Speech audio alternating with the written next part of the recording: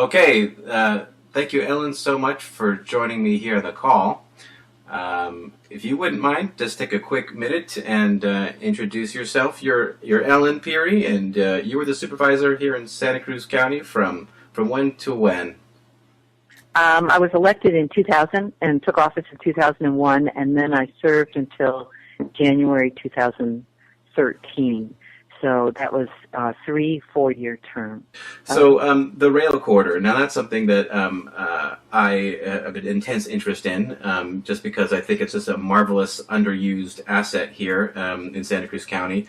Now, how did it come to be that we actually ended up, the people of Santa Cruz, owning that? Or is it really even owned by us? Is it owned by the RTC, who is a non-governmental organization? Yeah, it's owned by the Regional Transportation Commission. Which the board of directors is all public there. So the 5 county supervisors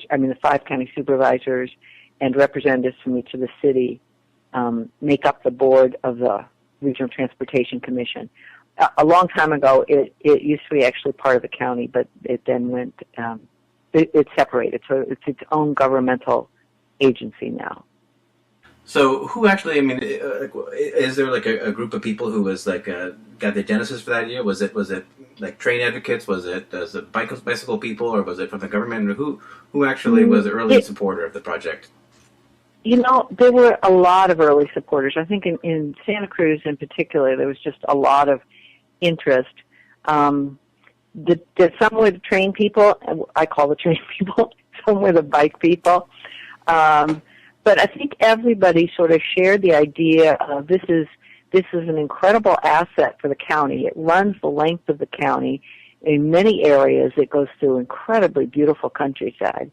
And we can't lose it. And if it's in private ownership, it could be sold or divided up. Right.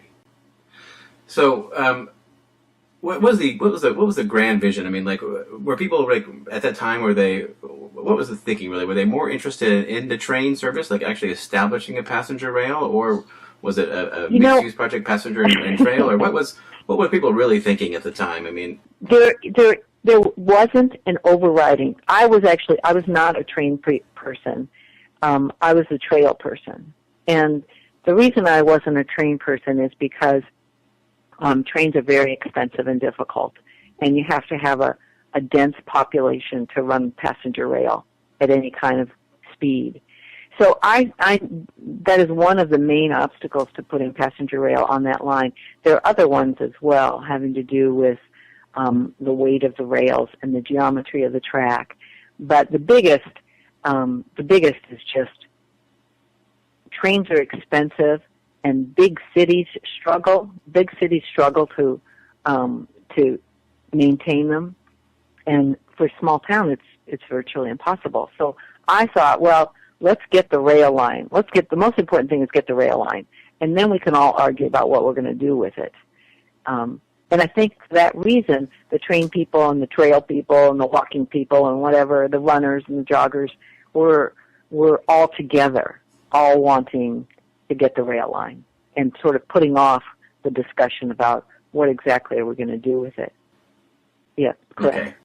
Now, let's see here. I had some more questions. When the study was done in 1990 and it was deemed unfeasible because you'd have to be subsidizing to the tune of $60 or $70, what could have changed since then and now, 15 whatever years later, that was going to make it somehow more feasible? I mean, we obviously own the line now. Was there a serious cost with not owning the line? Was S&P going to charge a whole ton of money to run a train on that track, or what might have changed? That study was done before my time on the board, but I think it was looked at of what if we owned it, could we do this with it? So I don't think the ownership by Union Pacific had much to do with it. Oh. Whether things have changed, I don't know.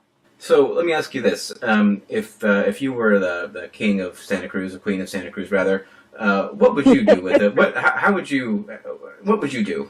Like, aside from the fact that you obviously are not the queen and no one's going to have that kind of authority, but like if you could do anything, what and how would you do what would you do and how would you do it with that rail line? With the rail line, I would rail bank it, and I would make a trail for bikes and pedestrians. And I walk it a lot. I walked it a lot before, while I was county supervisor, just to get to know it. And I've walked it quite a few times since I've been back too. And it's an amazing path. You can get places really quickly and really easily because, of course, it's level, so there's not up and down and stuff. And, I mean, I walk from Aptos Village to Capitola Village, and it's a completely delightful stroll, or from Aptos Village to Seascape. And I can get any of those places on my feet in 45 minutes or so. And I think there's a lot of people that would like to commute by bicycle, but it's very difficult to commute by bicycle in Santa Cruz County. And I think there's a lot of people that would like to just walk, where there aren't cars and, there aren't obstacles.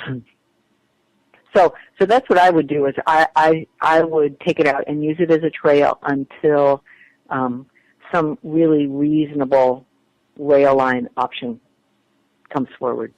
Well, that's about it. Okay. And anything else? Any good. Final words? No, I just, it really is wonderful to be back. I mean, Santa Cruz County is just an incredible place. And I appreciate the opportunity to talk about this stuff with you. All right, and I want to thank you so much for taking the time, and also for all the work you've done, previously, getting this rail line for us. I'm very excited about the possibility of the rail line, and I personally am very much looking forward to the new Aptos Village. So, thank you for all the work you've done on that and everything else in the community over the years. Well, thanks so much. All right, Ellen, thank you so much, and happy trails. Okay, bye-bye. Okay, bye-bye.